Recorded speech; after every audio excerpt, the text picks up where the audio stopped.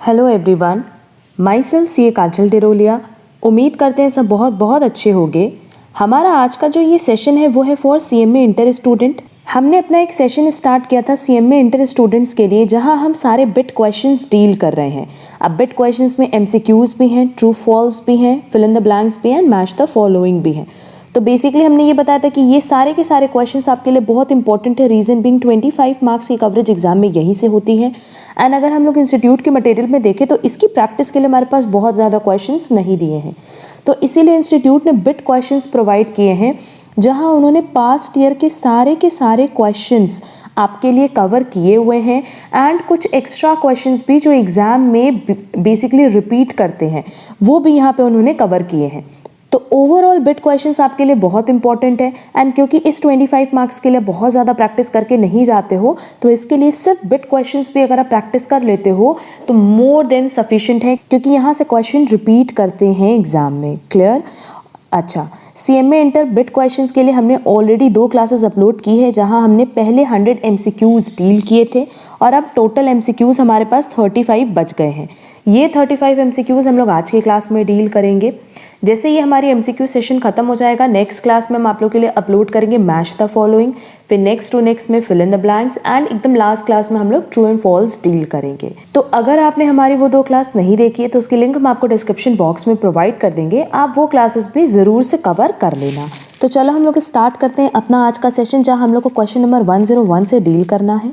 देखेंगे सबसे पहला क्वेश्चन नंबर 101 में पूछ रहा है, provision for bad debt is a real account, nominal account, personal account or none of the above.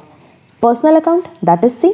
The business is treated as distinct and separate from its owners on the basis of, जहाँ पे business और business के owner को एक अलग अलग entity की तरह, दैट इज सेपरेट एंटिटी की तरह ट्रीट किया जाता है, उस कॉन्सेप्ट को हम कहते हैं बिजनेस एंटिटी कंसेप्ट। क्योंकि बिजनेस एंटिटी कंसेप्ट में ये बताया गया है कि आप ओनर को और ओनर के बिजनेस को अलग अलग ट्रीट करोगे, सो दैट आपको eight the end of the year correct profit and loss के बारे में पता चल सके। तो इसका करेक्ट आंसर होगा D. Next, due to retrospective effect on revision of salary of employees, the arrears of salary relating to past years payable in current year is। अब देखो retrospective effect मतलब क्या होता है कि इफ इन केस मान लो आपको सैलरी मिल रही है 2000 से और चेंज आया 2010 में, मतलब लेट्स से कि 2000 से लेके 2009 तक की आपकी सैलरी थी 6000 और 2010 में ये अनाउंसमेंट हुआ कि अब सैलरी 7000 होगी, बट सैलरी 2010 से 7000 नहीं होगी, बल्कि ये change from the very beginning है, that is retrospective. From the very beginning या स्टार्टिंग से ये चेंज आएगा। तो अब इस केस में क्या होगा कि ये जो 6000 आपको हर साल मिल रहा था, अब ये कितना मिलना है 7000। तो हर साल जो डिफरेंस होगा 1000 इंटू 12 का, क्योंकि 6000 पर मंथ है ना, तो 12000 हर साल का, तो इंटू 9। तो ये जो चेंज है इसको हम क्या बोलेंगे, क्योंकि इसका पेमेंट कब होना है करंट ईयर में, तो इसको प्रायर पीरियड आइटम बोलेंगे, extraordinary item, ordinary item requiring separate disclosure और कंटिंजेंट आइटम। तो इसको हम बोलेंगे C, ordinary item requiring separate disclosure है। तो ये ऑर्डिनरी आइटम, बस इसका सेपरेट डिस्क्लोजर कर देंगे कि ये अमाउंट कहाँ से आई है, due to change in current year. Clear है? और ये पॉइंट मेंशन किया अकाउंटिंग स्टैंडर्ड 5 में। Next, discount given in the sales invoice itself is, अगर सेल्स इनवॉइस में कोई डिस्काउंट दिया है तो नो डाउट इसको ट्रेड डिस्काउंट बोलेंगे, that is B. Next, canteen expenses are apportioned among departments in the proportion of departmental floor space, departmental direct wages, departmental sales और departmental number of employees. अगर canteen expenses है तो वो employees के basis पे होगा, तो करेक्ट आंसर होगा D. Next, both cash and credit transactions are recorded on the basis of, अब देखो अगर कैश मिला तो भी ठीक, नहीं मिला तो भी ठीक, बट अगर वो करंट ईयर से रिलेटेड ट्रांजेक्शन है तो हम उसको बुक्स में रिकॉर्ड करते हैं due to accrual concept, that is D. Accrual concept मतलब भी होता है कि आप जो बुक्स में रिकॉर्ड कर रहे हो वो ऑन पीरियड बेसिस कर रहे हो, ना कि कैश या क्रेडिट के बेसिस पे। तो इसका करेक्ट आंसर हो जाएगा D. Next, which of the following book is both a journal and ledger. अगर जर्नल की बात करें कैश बुक, और लेजर में भी हम सबको पता है कि हम लोग कैश अकाउंट बनाते हैं ना, जो कि कैश बुक ही है, तो उसका मतलब जर्नल और लेजर दोनों क्या है, cash book, that is a.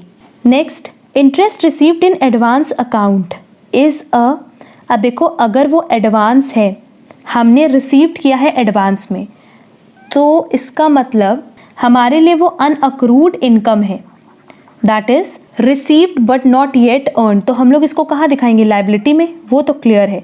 But क्योंकि एक इनकम के पहले, इनकम क्या है, इंटरेस्ट, तो यहाँ देखो इनकम के पहले एक प्रीफिक्स एडेड है। और हमने पहले भी बताया कि अगर किसी इनकम या एक्सपेंस के पहले कोई भी प्रीफिक्स हो, चाहे प्रीपेड, चाहे आउटस्टैंडिंग, चाहे अक्रूड, चाहे अनअक्रूड, तो वो फिर किस तरह का अकाउंट होगा, पर्सनल। और पर्सनल में भी कौन सा, रिप्रेजेंटेटिव। तो इसका करेक्ट आंसर होगा D. Next, Shiva draws a bill on Sanat on 25th October 2018 for 90 days. The maturity date of the bill will be, आप 25th अक्टूबर से 90 दिन आप ऐड कर लो, और बिल है तो 3 दिन का ग्रेस डेज ऐड कर लेना। तो देखो 25th अक्टूबर को है ना, तो अक्टूबर में कितना दिन बचा, 6 दिन। तो 90 में से हम 6 दिन अगर माइनस कर दें तो मेरे पास बच रहा है 84 डेज। यहाँ अक्टूबर खत्म हो गया। अब आओ नवंबर पे, नवंबर में 30 डेज है, उसको भी एक्सक्लूड करो, बचा कितना, 54 डेज। अब इसमें से हम माइनस करेंगे दिसंबर के डेज, तो मेरे पास बचा 23 डेज, तो 23 जनवरी हो गया। अब इसमें अगर हम 3 दिन का ग्रेस डेज ऐड कर दें तो क्या डेट आ रही है, 26 जनवरी। और हम सबको पता है कि 26 जनवरी को गैजेटेड हॉलीडे होता है, तो इसके लिए हम क्या करेंगे, एक दिन पहले ले लेंगे, क्योंकि ये कोई इमरजेंसी हॉलीडे तो है नहीं। तो उस केस में हम एक दिन पहले बिल की डेट लेंगे, दैट इज 25 जनवरी 2019। क्लियर है। Next, Piru and Simu entered in the business of buy and sale of food grain for a period of 1 year and sharing the profit in the ratio of 3:2. This agreement is, तो यहाँ देखो ये जो दोनों person है, पीरू and सीमू, ये एक business में एंटर कर रहे हैं, वो भी एक पर्टिकुलर पीरियड के लिए, that is for 1 year. Ratio इनका फिक्स है, तो इस तरह के अग्रीमेंट को हम क्या कहेंगे, joint venture, that is C. क्योंकि जॉइंट वेंचर का यही कॉन्सेप्ट है कि पर्टिकुलर पर्पस के लिए आप अपना बिजनेस स्टार्ट करते हो और जैसे ही वो पर्पस खत्म हो जाता है आप अपना बिजनेस बंद कर देते हो। क्लियर। तो इसका करेक्ट आंसर होगा C, joint venture. Next, at the end of year 2017-18 prepaid insurance premium 7500 appear in the trial balance, it will shown.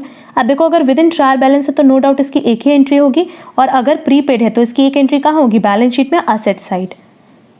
तो इसका करेक्ट आंसर होगा B, only in balance sheet. Next, contingent liability would appear, हम लोग ये question पहले discuss कर चुके हैं, as a note in the balance sheet, that is foot note में। Next, debtors ledger adjustment account is opened in, जैसे creditors ledger adjustment account है वैसे ही डेटर्स लेजर एडजस्टमेंट अकाउंट है, और ये दोनों ही कहाँ ओपन होता है, जर्नल लेजर में, that is C. Next, generally sacrifice ratio is concern with the situation of, अगर सैक्रिफाइस की बात करें तो ये रिलेटेड होता है एडमिशन से, और अगर गेनिंग रेशियो की बात करते तो ये रिलेटेड होता है रिटायरमेंट से। क्यों, क्योंकि एडमिशन के टाइम कोई नया पर्सन जब ऐड होगा तो नो डाउट रिमेनिंग पार्टनर्स को कुछ ना कुछ सैक्रिफाइस करना होगा, और रिटायर के टाइम एक पार्टनर बाहर जा रहा है, एक पार्टनर कम हो रहा है, तो उसका जो रेशियो है वो भी डिस्ट्रीब्यूट हो जाता है एग्जिस्टिंग शेयर होल्डर्स में, तो नो डाउट उस पॉइंट ऑफ टाइम पे गेन होता है। तो इसका करेक्ट आंसर होगा A, admission of a new partner. Next, KCS purchased a machine from JPS on hire purchase system whose cash price was 8,64,000. 2,16,000 being paid on delivery and balance in 3 annual installment of 2,88,000 each. The amount of interest included in first installment would be, इस question में अगर देखोगे तो सबसे बड़ी problem क्या है कि इंटरेस्ट रेट इन्होंने नहीं दिया है। तो देखो अब ऐसा क्वेश्चन कैसे सॉल्व करना होता है। हमारे पास क्वेश्चन में कैश प्राइस दी हुई है 8,64,000 एंड इसमें से हमने डाउन पेमेंट किया है कितना, 2,16,000 का, बेसिकली डाउन पेमेंट है ये। तो हमारे पास बैलेंस कितना बचा पेमेंट के लिए, 6,48,000। नेक्स्ट हमारे पास क्वेश्चन में कह रहा है कि हमने 3 एनुअल इंस्टॉलमेंट दी है 2,88,000 की। तो अगर 2,88,000 की इंस्टॉलमेंट 3 है तो इसका मतलब आपने जो टोटल पेमेंट किया है वो कितने का है, 8,64,000 का। क्लियर। हमें पेमेंट कितने का करना था, कैश प्राइस 6,48,000, किया कितना, 8,64,000। इसका मतलब अगर इस 8,64,000 में से 6,48,000 माइनस कर दें तो मेरे पास जो बैलेंस बचा 2,16,000 का, ये क्या है, इंटरेस्ट। क्योंकि हम सबको पता है कि इंस्टॉलमेंट में कैश प्राइस के साथ साथ इंटरेस्ट भी इंक्लूडेड होता है। तो ये 2,88,000 इंटू 3 जब आपने किया तो उसमें से कैश प्राइस कितना है, 6,48,000 and remaining balance is interest. अब देखो इंटरेस्ट अगर मेरे पास 2,16,000 है और हमें रेट नहीं पता ना, तो इसको हम वेटेड एवरेज बेसिस पे डिस्ट्रीब्यूट करेंगे। मतलब हमारे पास 3 साल है हम ये मान रहे हैं अगर ये 3 इयर्स है तो रेशियो क्या होगा 3:2:1, क्योंकि सबसे पहले ज़्यादा लगेगा, फिर कम, फिर थोड़ा और कम। तो अब इस केस में देखो 2,16,000, अब रेशियो क्या है 3:2:1, तो 3 डिवाइडेड बाई 6 कर दो, तुम लोग के पास आंसर आ जाएगा। और आंसर कितना आएगा 1,08,000। क्लियर है? तो बेसिकली हमने यहाँ क्या किया है ना, वेट अलॉट कर दिया है और वेट के बेसिस पे ही कैलकुलेशन किया है। तो इसका करेक्ट आंसर हो जाएगा सी 1,08,000। Next, which of the following is a resource owned by the business with the purpose of using it for generating future profit? Future profit generate करने के पर्पस से इसमें से क्या है? Loan from bank, owners capital, trademark और all of the above. Trademark, क्योंकि trademark मतलब क्या, इनटैंजिबल असेट। और जब हम बात करते हैं फिक्स्ड असेट्स की, फिक्स्ड असेट ही वो रिसोर्स होता है जो कि बिजनेस ओन करती है सो दैट वो फ्यूचर प्रॉफिट जनरेट कर सके। तो इसका करेक्ट आंसर होगा C. Next, Chandu and companies account is, अब देखो कंपनी है तो कंपनी की अगर हम बात करें तो ये पर्सन तो है, बट क्या ये नेचुरल पर्सन है? नहीं, ये आर्टिफिशियल पर्सन है। तो इसका करेक्ट आंसर होगा D. Next, purchase of a laptop for office use wrongly debited to purchase account, it is an error of. अब देखो आपने एक असेट को किस तरीके से ट्रीट किया है, परचेज की तरह, दैट इज आपने कैपिटल आइटम को ट्रीट किया रेवेन्यू आइटम की तरह। तो ये किस तरह का एरर है? Error of principle, that is C. Next, which of the following term is more suitable for writing off patent. देखो हमने पहले ही बताया था कि अगर हम बात करें इंटैंजिबल एसेट की, तो इंटैंजिबल एसेट की वैल्यू को भी हम डिक्रीज करते हैं, बट उसको हम डेप्रिसिएशन नहीं बल्कि अमोर्टाइजेशन कहते हैं, that is B. Next, memorandum joint venture account is prepared when the separate set of books is maintained for joint venture, each co venture keeps records of all transactions, each co venture keeps records of their own transactions only. तो correct answer क्या होगा? सी। Next, which of the following commission is allowed by the consignor to consignee to encourage the consignee for putting up hard work in introducing new product in the market? तो हमने पहले भी बताया है कि consignor consignee को 3 तरह का कमीशन देता है। एक होता है ऑर्डिनरी कमीशन जो नॉर्मल सेल के लिए देता है, एक है डेल क्रेडिटर कमीशन जो कि क्रेडिट सेल के लिए देता है, और एक होता है ओवर राइडिंग कमीशन जो इसलिए दी जाती है ताकि आप इनवॉइस प्राइस से ज़्यादा पे गुड्स बेचो और ज़्यादा से ज़्यादा गुड्स मार्केट में सेल करो। तो इसका करेक्ट आंसर होगा B, overriding commission. Next, if Ram's acceptance which was endorsed by us in favor of Salim is dishonored, then the amount will be debited in our books to, कह रहा है कि अगर राम की acceptance थी, Ram's acceptance मतलब हमने bill draw किया होगा, हम कौन है, लेट्स से ए, और राम ने एक्सेप्टेंस दी थी, मतलब हमारे पास बिल था तो हमारे पास एंट्री क्या थी, बिल्स रिसीवेबल टू राम। हमने इस बिल को इंडोर्स कर दिया सलीम को, तो हमारे पास एंट्री क्या हो गई, सलीम टू बिल्स रिसीवेबल। और ये जो बिल था ये क्या हुआ, डिसऑनर हो गया। तो डिसऑनर के केस में सिंपली हम क्या करेंगे, देखो कि हमारी जो लायबिलिटी हमने कम की थी वो इंक्रीज हो जाएगी और जो असेट हमने डिक्रीज किया था वो इंक्रीज हो जाएगा। तो एंट्री क्या होगी, Ram account debit to Salim. अब बिल तो तुम लोग कहीं पे भी डेबिट क्रेडिट नहीं कर सकते, रीजन बीइंग कि बिल तुम्हारे पास नहीं है। अब क्या करोगे, राम से पैसा आएगा और वापस से सलीम को पैसा जाएगा। तो क्वेश्चन में पूछा है कि then the amount will be debited in our books, हम लोग की बुक्स में कहाँ डेबिट होगा, राम के अकाउंट पे, that is B. Next, in case of a club the excess of expenditure over income is known as deficit, B. Next, a charitable institution has 250 members with an annual subscription of 5,000 each. The subscription received during 18-19 is 11,25,000, which includes 65,000 and 25,000 for the year 17-18 and 19-20. मतलब एक तो पिछले साल का और एक आने वाले साल का है। Amount of outstanding subscription for 18-19 will be, देखो हमें मिला कितना, 11,25,000, जिसमें से 65,000 पिछले साल का है तो वो हटा दो, और 25,000 आने वाले साल का है तो वो भी हटा दो, तो बैलेंस कितना बचेगा, 10,35,000। और हमें इस साल सब्सक्रिप्शन कितना मिलना है, 250 इंटू 5,000, कितना आ रहा है, 250 मल्टीप्लाई 5,000, ये फिगर आ रही है 12,50,000 की। तो हमें मिलना कितना है, 12,50,000। मिला कितना इस साल से रिलेटेड, सिर्फ 10,35,000। तो इसका मतलब अभी और बैलेंस कितना मिलेगा, 2,15,000 का बैलेंस अभी फ्यूचर में हमें मिलेगा। इसका करेक्ट आंसर होगा C. Next, the following are items of closing stock items in RV limited जहाँ अलग अलग हमारे पास स्टॉक्स दिया है और वैल्यू ऑफ क्लोजिंग स्टॉक पूछा है। तो देखो, जब तुम लोग से क्लोजिंग स्टॉक की वैल्यूएशन पूछे तो हमेशा याद रखना कि इसकी वैल्यूएशन कैसे करते हैं, कॉस्ट और NRV whichever is lower. But जब इसकी वैल्यूएशन करते हैं तो हर एक स्टॉक की वैल्यूएशन अलग अलग होगी। ये नहीं कि इन चारों को टोटल कर दिया, इन चारों को टोटल कर दिया और कंपेयर कर दिया, नहीं, सबका वैल्यूएशन अलग अलग होगा। तो ए में देखो कौन सा कम है, एनआरवी, बी में कॉस्ट, सी में कुछ भी ले लो, दोनों इक्वल है, और डी में 40।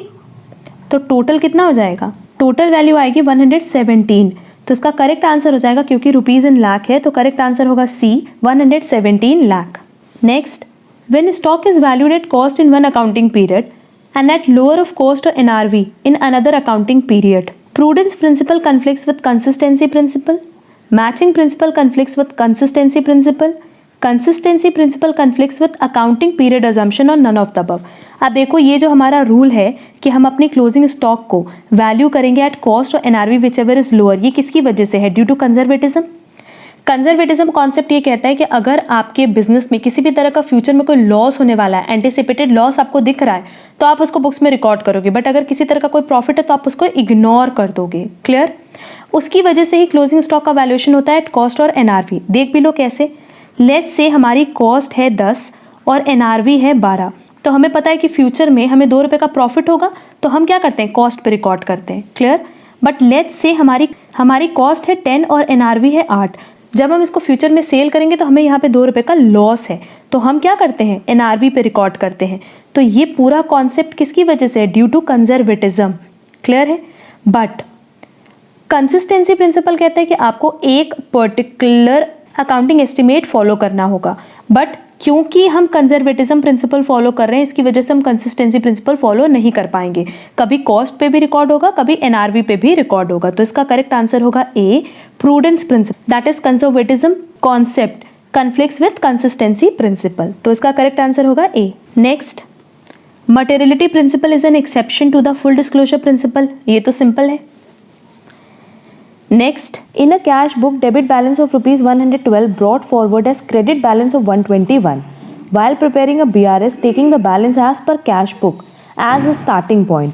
अब देखो starting point क्या है, ये cash book है, इसका debit balance, ये starting point है, balance as per cash book मतलब क्या हो गया, debit balance की बात कर रहे हैं बेटा। अब देखो बैलेंस कितना था, डेबिट में 112, पर हम कैरी फॉरवर्ड क्या किए हैं, 121 क्रेडिट बैलेंस। इसका मतलब हमने क्रेडिट में, ये तो डेबिट है, ये क्रेडिट है, तो अगर हमने क्रेडिट में 121 कैरी फॉरवर्ड किया तो सबसे पहले हम इसको नलीफाई करने के लिए क्या करेंगे, डेबिट में 121 करेंगे, और एक्चुअल में बैलेंस कितना था 112, तो 112 ऐड करेंगे।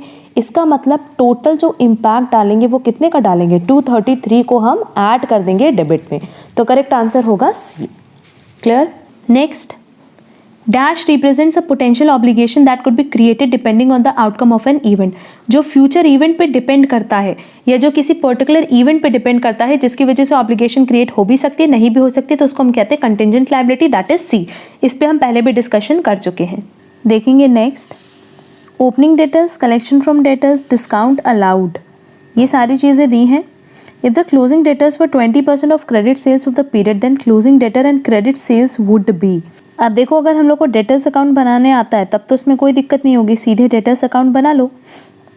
हमारे पास ओपनिंग बैलेंस दिया हुआ है, टू बैलेंस BD, ये बनाने की ज़रूरत नहीं है, बट क्योंकि यहाँ पे तुम लोग का इसका कॉन्सेप्ट क्लियर हो जाएगा इसलिए बता रहे हैं। 3,15,000 कलेक्शन फ्रॉम डेटर दिया है, तो बाई सीधे बैंक लिख सकते हैं और कैश लिख सकते हैं, 18,30,000, और उसके अलावा डिस्काउंट दिया है, तो जिधर कैश बैंक होगा उधर डिस्काउंट भी होता है, 35,000। अब क्वेश्चन में हमसे कह रहा है कि जो क्लोजिंग डेटर्स हैं, मतलब ये जो है ये कितना है, 20% है किसका, क्रेडिट सेल का। लेट्स से क्रेडिट सेल कितना है, X, यहाँ हम लिख लें क्रेडिट सेल X। तो बट ऑब्वियस इसका जो टोटल है और इसका जो टोटल है वो तो हमेशा इक्वल आएगा ना, क्योंकि डेबिट एंड क्रेडिट क्या होता है, इक्वल होता है। तो इस साइड का जो टोटल है वो है 3,15,000 प्लस X, और इधर का जो टोटल है वो है 18,65,000 प्लस 20% ऑफ X मतलब 0.20X। बस अगर हम इन दोनों को इक्वेट कर दें तो मेरे पास आंसर आ जाएगा। इस 0.20x को इस साइड ले आना और 3,15,000 को इधर ले आना, तो सॉल्व करने पे जो हमारे x की वैल्यू आएगी वो आएगी 19,37,500। तो बेसिकली हमने x क्या लिया था, क्रेडिट सेल्स, और क्वेश्चन में हमसे क्लोजिंग बैलेंस भी पूछ रहा है, किसका, डेटर्स का। तो क्लोजिंग बैलेंस हमने कितना लिया, 0.20x। तो बस क्या करना है, 0.20 इंटू एक्स की वैल्यू कैलकुलेट हम कर ही चुके, 19,37,500, इसका 0.20 निकाल, तो ये आ जाएगा 3,87,500, और क्रेडिट सेल्स हमने ऑलरेडी कैलकुलेट किया ही था। क्लियर। तो देख लेते हैं ऑप्शन में आंसर कहाँ दिया है। देखो इसका करेक्ट ऑप्शन है सी, क्योंकि क्वेश्चन में हमसे क्लोजिंग डेटर पहले पूछा था और फिर क्रेडिट सेल पूछा है। क्लियर है। नेक्स्ट, फॉलोइंग इन्फॉर्मेशन दी हुई है, कह रहा है if the rate of gross profit is 25% on cost then value of closing stock will be. आप देखो हमेशा याद रखना कि अगर 25% ऑन कॉस्ट है तो सेलिंग प्राइस पे कैसे कैलकुलेट करेंगे, इसके लिए हमने एक ऑलरेडी क्लास ड्राफ्ट की हुई है जिसके लिंक हम आपको डिस्क्रिप्शन बॉक्स में प्रोवाइड कर देंगे, तो वहाँ से वो क्लास आप कवर कर लेना, क्योंकि ये पॉइंट बहुत रेलेवेंट है। वैसे हम इस क्वेश्चन में भी बताएंगे, बट 25% ऑन कॉस्ट दिया है तो कैसे हम प्रॉफिट कैलकुलेट करेंगे सेलिंग प्राइस पे, वो कैलकुलेट करना इंपॉर्टेंट है। आप क्वेश्चन में देखो, अगर क्लोजिंग स्टॉक बोला है तो ओपनिंग स्टॉक दिया है, परचेजेस दिया है, सेल्स दिया है, कैरेज इनवर्ड दिया है, कैरेज आउटवर्ड दिया और रिटर्न इनवर्ड दिया है। रिटर्न इनवर्ड मतलब पहले क्लियर कर लेते हैं कि रिटर्न इनवर्ड जो लौट करके वापस आ रहा है सेल्स रिटर्न है, और कैरेज इनवर्ड बेसिकली कैसा खर्चा है, direct expense, but carriage outward क्या है, इनडायरेक्ट एक्सपेंस, तो हम इसको कहीं पे भी इंक्लूड नहीं करेंगे। क्लियर। देखो हम यहाँ पे तुम लोगों के लिए छोटा सा ट्रेडिंग अकाउंट बना दे रहे हैं, ये बनाने की ज़रूरत नहीं होगी एग्जाम में, फिर भी हम यहाँ पे ड्राफ्ट कर रहे हैं। सेल्स में से अगर हम सेल्स रिटर्न माइनस करें तो ये जो मेरे पास वैल्यू आएगी 21,32,000 में से 38,000 माइनस करने पे जो वैल्यू आएगी वो आएगी 20,94,000। क्लियर। क्वेश्चन में हमसे बोला है क्लोजिंग स्टॉक कैलकुलेट करने, हमारे पास क्वेश्चन में ऑलरेडी ओपनिंग स्टॉक दिया है विच इज़ 2,13,000, परचेजेस दिया है जो कि कितना है 16,55,000, एंड साथ ही साथ हमारे पास कैरेज इनवर्ड दिया है जो कि डायरेक्ट एक्सपेंस है, वो है 32,500। अब जीपी के लिए देखो, जीपी कितना दिया है 50%, 25% दिया है कॉस्ट पे। अगर 25% कॉस्ट पे है तो कॉस्ट लेस से 100 है, प्रॉफिट 25, तो सेलिंग प्राइस कितनी हो गई 125। अगर हम कॉस्ट पे कैलकुलेट करेंगे तो 25%, सेलिंग प्राइस पे कैलकुलेट करेंगे तो कितना आएगा 20%। कैसे, 25 डिवाइडेड बाय 125 इंटू 100, अगर इसको कैलकुलेट करोगे तो कितना आएगा 20%। तो अब सीधे सीधे हम लोग सेल्स का क्या निकालें, 20% कैलकुलेट कर लें, क्योंकि सेल्स तो हमारे पास दी है, तो ये आ जाएगा 4,18,800। Now balancing figure will be closing stock. तो देख लो क्लोजिंग स्टॉक कितना आ रहा है, क्लोजिंग स्टॉक आ रहा है 2,25,300। देख लेते हैं आंसर में, तो इसका करेक्ट आंसर होगा सी, 2,25,300। Clear. Next, A and B entered into a joint venture sharing profit and losses in the ratio of 3:2. A purchased goods costing 2 lakh, B sold 95% goods for 2,50,000. A is entitled to get commission of 1% on purchase and B is entitled to get 5% commission on sales. A drew a bill on B for an amount equivalent to 80% of original cost of goods. A got it discounted at 1,50,000. What is A's share of profit? अब question में हमसे क्या पूछा है, A का share of profit. तो basically यहाँ पे रेशियो दिया हुआ है 3:2। तो देखो नॉर्मली क्वेश्चन में कह रहा था कि जो सेल्स है वो कितना है 2,50,000, और इस 2,50,000 में से अगर हम सारे खर्चों को माइनस कर दें तो मेरे पास सीधे सीधे प्रॉफिट आ जाएगा। परचेज कितना किया है 2 लाख, उसके बाद देखो 1% कमीशन सेल्स पे है जो कि 2,000 आएगी, और 5% कमीशन सेल्स पे जो कि 12,500 है। बस माइनस करके देखो कितना आ रहा है, 2,50,000 में से अगर हम 2,14,500 माइनस करें तो वैल्यू आएगी 35,500। इसको हम डिवाइड कर दें ए और बी में किस रेशियो में, 3:2 में, तो ए का रेशियो कितना है into 3 divided by 5, that is 21,300। तो इसका करेक्ट आंसर क्या होगा 21,300। चलो अब आंसर देख लेते हैं, इसका करेक्ट आंसर होगा B 21,300। Clear. Next, subscription of rupees 6,25,000 had been shown in the income and expenditure account. Prepared for the year ending 31 मार्च 2019 और एडिशनल इन्फॉर्मेशन मेरे पास दी है। तो आपको ये बताना है कि एक्चुअल में कितनी रिसीव्ड हुई थी during the year, that is receipt and payment में। तो सिंपली हमेशा याद रखना कि अगर इनकम एक्सपेंडिचर से रिसीट पेमेंट जाना है तो जो आपने एडजस्टमेंट पढ़ा आप उसका रिवर्स करोगे, मतलब जो चीज़ें आप ऐड करते हो उसको लेस करोगे और जो चीज़ें लेस करते थे उसको ऐड करोगे। जैसे ओपनिंग आउटस्टैंडिंग हम क्या करते थे, लेस करते थे, अब ऐड करेंगे। क्लोजिंग आउटस्टैंडिंग ऐड करते थे, लेस कर देंगे। ओपनिंग प्रीपेड ऐड करते थे तो अब लेस करेंगे और क्लोजिंग प्रीपेड लेस करते थे तो अब ऐड करेंगे। बस इस फिगर में ये सारे के सारे एडजस्टमेंट करके देखो कितनी वैल्यू आ रही है, that is 6,25,000 plus 55,000 plus 37,000 minus 72,000 minus 31,000। Answer आ रहा है हमारा 6,14,000, दैट इज सी। ये क्वेश्चन नंबर यहाँ गलती से प्रिंट हुआ है। एंड लास्ट क्वेश्चन है हमारे पास, X and Y are partners with a capital 50,000 and 30,000 respectively. Interest payable on capital is 10% per annum. Interest payable on capital is 10% per annum. If the profits earned by the firm is 4,800, what will be the interest on capital on X and Y? अब देखो अगर हम लोग 10% निकालें X के capital पे 50,000 पे 10% कितना हो जाएगा 5,000 और 30,000 पे 10% 3,000। इसका मतलब टोटल इंटरेस्ट कितना पे करना है 8,000 पर क्या फर्म के पास उतना प्रॉफिट है, नहीं है। तो फर्म क्या करेगी कि इस प्रॉफिट को 5:3 that is in the ratio of interest on capital के रेशियो में, दैट इज जो इंटरेस्ट ऑन कैपिटल का रेशियो आएगा उसमें डिस्ट्रीब्यूट कर देगी। तो एक्स को कितना मिलेगा 4,800 इंटू 5/8 और वाई को कितना मिलेगा 4,800 इंटू 3/8। तो यहाँ से ये कैलकुलेशन आ जाएगी 3,000 की और ये आएगी 1,800 की। क्लियर? तो इसका मतलब इसका करेक्ट आंसर क्या हो जाएगा बी। क्लियर है? देखो ये हमारा लास्ट एमसीक्यू था। हमने ऑलरेडी एमसीक्यू की 2 क्लासेस अपलोड की हुई है related to paper 5 financial accounting bit questions, जहां हमने 1 to 100 सारे बिट क्वेश्चंस डील किए थे एंड आज रिमेनिंग 36 एमसीक्यूज़ भी हमने डील कर लिए। तो इससे हमारे टोटल 136 जो एमसीक्यूज़ थे वो हमने कवर कर लिए और हमने फर्स्ट क्लास में बताया था कि हम पेपर 5 के साथ साथ पेपर 12 भी कवर करेंगे एंड सारे बिट क्वेश्चंस कवर कराएंगे। बेसिकली अगर हम लोग बिट क्वेश्चंस की बात करें ना बेटा, तो यहाँ से 25 मार्क्स का पेपर तो बनता ही है, क्योंकि अगर आप बात करो MCQs fill in the blanks, match the following and true false मिला करके एग्जाम में 25 मार्क्स की कवरेज तो होती है।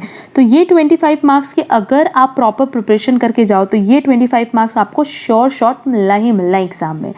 तो इसके लिए हमने सारे बिट क्वेश्चंस कराने के लिए अपना सेशन स्टार्ट किया है। एंड बिट क्वेश्चंस मतलब बेसिकली क्या होता है, हमने पहले भी बताया है कि ये सारे पास्ट ईयर पेपर से रिलेटेड ही क्वेश्चंस होते हैं। अगर सीएमए इंटर की बात करें तो बहुत ज़्यादा क्वेश्चंस हमारे इंस्टीट्यूट के मैट में नहीं दिए हुए related to MCQs and all, तो इसीलिए बिट क्वेश्चंस इंस्टीट्यूट ने दी है जिसमें सारे इंपॉर्टेंट क्वेश्चंस जो कि एग्जाम में रिपीट करते हैं वो यहाँ कवर किए हुए हैं। तो बिट क्वेश्चंस को बहुत ही अच्छे से प्रिपेयर करके जाना सो दैट ये 25 मार्क्स के लिए आपको एग्जाम में मेहनत ना करनी पड़े। आज हमने अपना पूरा एमसीक्यूज़ डील कर लिया। अब नेक्स्ट क्लास में हम लोग देखेंगे मैच द फॉलोइंग, उसके बाद हम लोग ट्रू फॉल्स कवर करेंगे एंड बिल्कुल लास्ट क्लास में हम लोग करेंगे fill in the blanks. And paper 5 खत्म होने के बाद हम लोग पेपर 12 पे डिस्कशन स्टार्ट करेंगे। तो अगर आज आपको किसी भी एमसीक्यू में या पहले के किसी भी सेशन में कोई प्रॉब्लम हो तो आप कमेंट बॉक्स में कमेंट ज़रूर करना। आज के लिए बस इतना। Thank you so much.